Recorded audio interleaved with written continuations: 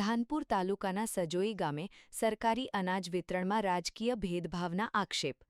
ધાનપુર તાલુકાના સજોઈ ગામે ધનવંતી સખી મંડળ સંચાલિત સરકારી સસ્તા અનાજની દુકાન સામે ગંભીર આક્ષેપો ઊભા થયા છે. ગામના અનેક કાર્ડધારકોના જણાવ્યા મુજબ દુકાનદાર દ્વારા ચૂંટણીનો વિરોધ રાખી ગરીબ લોકોને અનાજ વિતરણ સમયે માનસિક હેરાનગતિ કરવામાં આવી રહી છે. આક્ષેપ મુજબ અનાજ લેવા જતા ગરીબ પરિવારોને તમે આમ આદમી પાર્ટીને વોટ આપ્યો છે કહીને તાના મારવામાં આવે છે તેમજ ધમકાવવાના પ્રયાસો થાય છે. નોંધનીય છે કે આ દુકાનદાર અગાઉ ભાજપ પક્ષના ઉમેદવાર તરીકે ચૂંટણી લડ્યા હતા અને તાજેતરમાં યોજાયેલી ચૂંટણીમાં પરાજય પામ્યા હતા.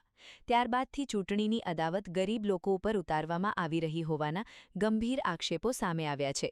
સ્થાનિક લોકોના કહેવા મુજબ દુકાનદારની પત્ની જે આંગણવાડી કાર્યકર તરીકે ફરજ બજાવે છે તેઓ પણ કાર્ડધારકો સાથે ભેદભાવભર્યો વ્યવહાર કરતા હોવાના આરોપો છે. ગરીબ અને આદિવાસી પરિવારોને મળતું સરકારી અનાજ કોઈ રાજકીય પાર્ટીની મિલકત નથી, છતાં લોકો સાથે પક્ષપાતપૂર્ણ વર્તન થતું હોવાની ચર્ચાઓ ગામમાં જોર પકડી રહી છે. સવાલ એ ઊભો થાય છે કે શું સરકારી સસ્તા અનાજની દુકાનો હવે રાજકીય વિચારધારાના આધારે ચલાવવામાં આવશે? શું ગરીબોને મળતું અનાજ કોઈ પક્ષના આશીર્વાદથી આપવામાં આવે છે? જો નહીં, તો પછી સામાન્ય અને નિર્દોષ લોકોને રાજકીય વેરઝેરનો ભોગ કેમ બનાવવામાં આવી રહ્યા છે? ધાનપુર તાલુકાનું પુરવઠા તંત્ર અને જવાબદાર અધિકારીઓ આ સમગ્ર મામલે ક્યારે જાગશે તે હવે ચર્ચાનો વિષય બન્યો છે.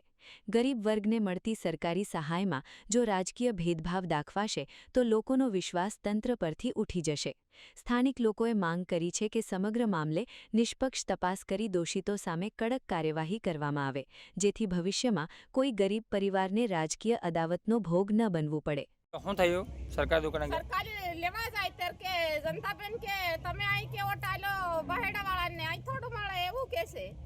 એટલે બહેડાવાળાનું ટાલી એમ કરીને હાલતા ના છે. હા, એવું કરીને હમન સરકારી નહીં આલે તે તમાર ઠેકો હોય નહીં લેવાની જોતે એટલે નોહરાન હા રાખો જોતલો.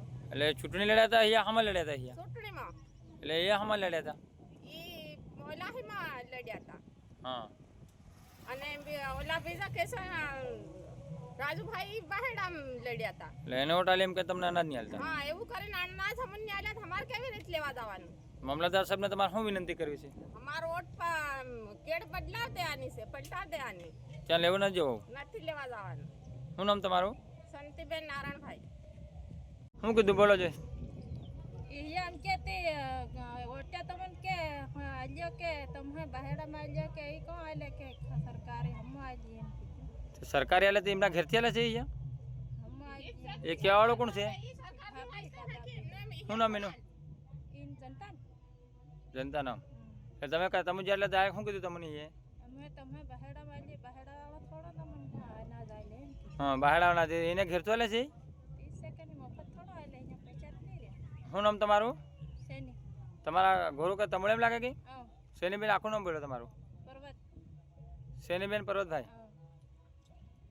રિપોર્ટર કિશન મોહનિયા, દાહોદ.